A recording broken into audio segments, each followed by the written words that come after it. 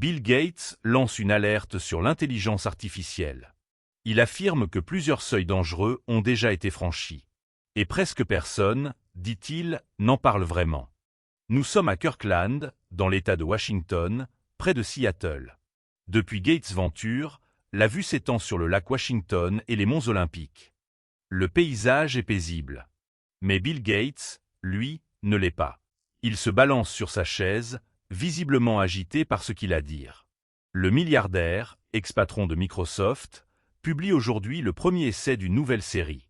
Il affirme que l'IA a dépassé plusieurs seuils critiques. Le biologique, l'informatique, le psychosocial et la destruction d'emplois. Il évoque aussi une perte de contrôle. Dans son entretien avec MIT Technology Review, il se dit stupéfait. Peu de gens, hors du secteur technologique, en discutent vraiment. Gates se décrit lui-même comme une voix stridente. Il alerte publiquement dans son essai et en privé auprès de dirigeants politiques et industriels. Son inquiétude majeure concerne le risque biologique. Tout modèle capable de créer de nouvelles molécules doit être surveillé, dit-il. Le bioterrorisme l'effraie tout particulièrement. Il juge ce risque 50 fois plus inquiétant qu'une pandémie naturelle. C'est une comparaison saisissante venant d'un homme habituellement mesuré dans ses propos publics. Face à ces risques, Gates avance des solutions. Il imagine des emplois réservés aux humains, variables selon les pays. Il propose aussi une taxe sur les robots et sur les tokens d'intelligence artificielle.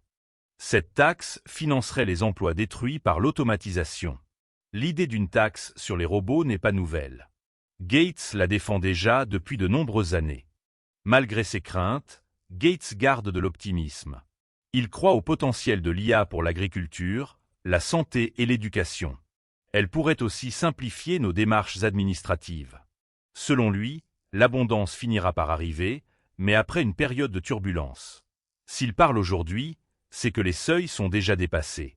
C'est aussi que le débat public reste quasiment absent. Il souligne aussi un problème structurel. Dans le secteur, personne n'aime critiquer ses propres pratiques.